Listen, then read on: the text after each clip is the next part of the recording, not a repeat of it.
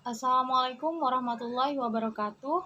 Perkenalkan, nama saya Yetasya Azahra, NPM 19754035. Adapun nama anggota kelompok yaitu Devara Levisa, NPM 19754006, Joko Wiranto 19754015, Seroja Elok Pitaloka 19754026. Di sini, saya dan teman-teman ingin mempresentasikan hasil kerja kami yang berjudul Manajemen Pemasaran Usaha Biji dan Bubuk Kopi Lampung. Tujuan dalam manajemen pemasaran usaha biji dan bubuk kopi Lampung yaitu untuk mengetahui bagaimana sejarah kopi, mengetahui bagaimana minat konsumen pada kopi, mengetahui bagaimana saluran pemasaran kopi di Lampung Barat, dan strategi pemasaran untuk tanaman kopi. Adapun manfaat yang dapat diperoleh dari pelaksanaan proyek mandiri yaitu bagi pembaca, laporan proyek mandiri dapat dijadikan referensi bagi pembaca untuk mengimplementasikan usaha biji dan bubuk kopi Lampung. Kemudian, bagi perguruan tinggi, proyek mandiri usaha biji dan bubuk kopi dapat dijadikan referensi bagi mahasiswa program studi agribisnis pangan. Dan untuk penulis, dapat membangun jiwa wirausaha, mengembangkan keterampilan, serta melatih kerjasama dalam tim. Belakang kopi. Salah satu hasil pertanian yang sedang dilakukan pengembangannya adalah pertanian kopi. Karena komoditas kopi mampu menghasilkan keuntungan yang mampu menembus pasaran dunia pada tahun 2001 dan menduduki peringkat 1 di antara komoditas ekspor subsektor pertanian. Adapun kopi merupakan salah satu komoditas dunia yang membawa nama Indonesia, khususnya Jawa, dalam perkopian dunia. Secangkir kopi diistilahkan sebagai a cup of Java.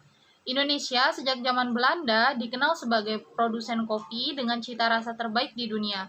Saat ini, Indonesia merupakan produsen dan juga sekaligus konsumen penting komoditas kopi.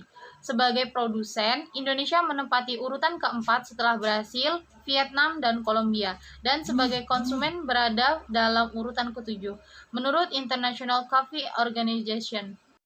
Selanjutnya adalah minat konsumen pada kopi. Kopi merupakan salah satu jenis minuman global yang dicintai oleh sebagian umat manusia dan memang sudah menjadi bagian dari gaya hidup. Dalam budaya minum kopi, pada kenyataannya telah mengalami pergeseran. Dalam minum kopi mengandung berbagai zat yang bersifat psikotropika, salah satunya adalah kafein yang mampu menstimulasi produksi dua hormon perangsang yaitu kortison dan adrenalin. Berbagai macam produk kopi yang dijual di pasar menyebabkan terjadinya persaingan antar produsen, sehingga bagi penjual kopi perlu memahami perilaku konsumen untuk kemudian menyusun suatu strategi pemasaran dalam memperebutkan minat beli konsumen.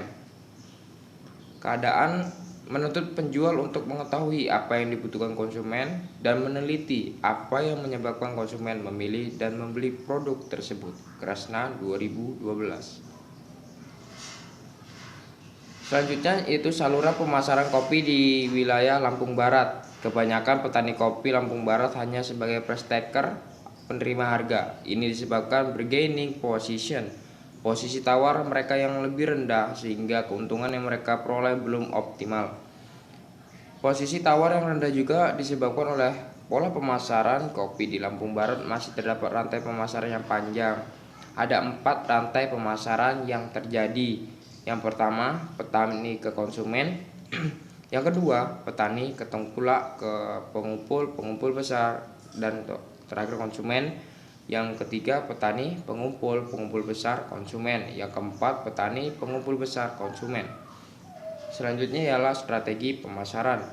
Strategi pemasaran adalah pendekatan pokok yang akan digunakan oleh unit bisnis dalam mencapai sasaran yang telah ditetapkan lebih dahulu, yang di dalamnya tercantum keputusan pokok mengenai target pasar, penetapan produk di pasar, bauran pemasaran, dan tingkat biaya pemasaran yang diperlukan.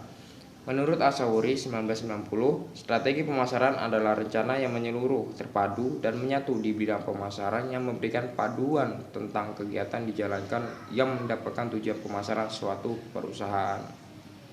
Selanjutnya, macam-macam strategi pemasaran seperti yang dikemukakan Kotler 2004 yaitu A. Strategi kebutuhan primer. Strategi kebutuhan primer dirancang untuk menaikkan tingkat permintaan bentuk dari bukan pemakai yang sekarang dan dari pemakai yang sekarang.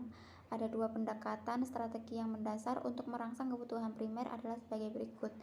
Yang pertama, meningkatkan jumlah pemakai.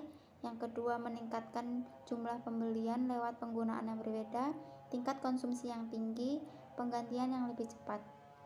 Yang B, strategi kebutuhan selektif. Strategi ini dirancang untuk memperbaiki posisi persaingan suatu produk, jasa, atau bisnis.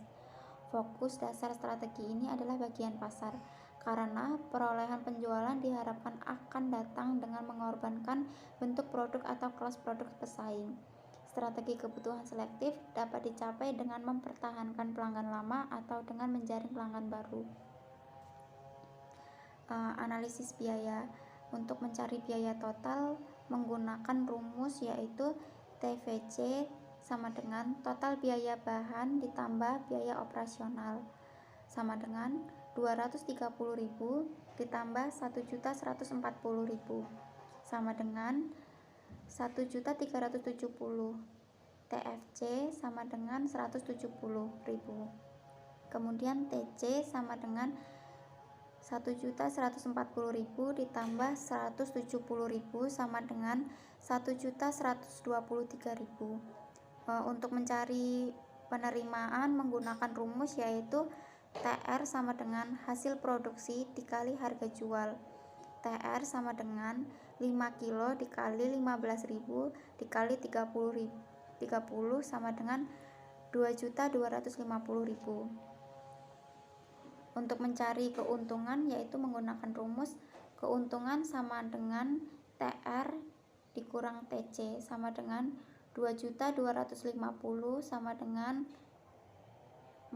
dikurang 1.123.000 sama dengan 1.127.000. Untuk analisis biayanya yaitu RC rasio, di mana untuk RC rasionya sama dengan TR dibagi dengan TC.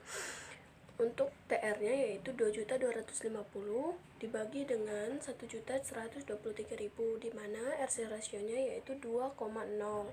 Untuk BC rasio, keuntungan dibagi dengan TC, di mana yaitu keuntungannya yaitu 1.207.000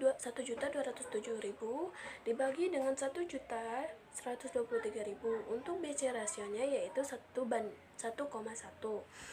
Untuk BEP unitnya FC dibagi dengan P dikurang AFC, di mana 170.000 sama dengan 7,39. Untuk BEP unitnya yaitu 23.000.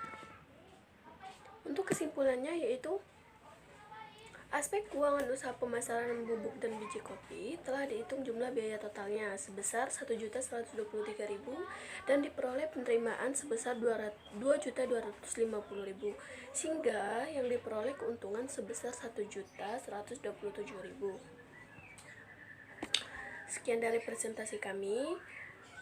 Kurang dan lebihnya saya mohon maaf. Wabillahi taufiq wal hidayah. Wassalamualaikum warahmatullahi wabarakatuh.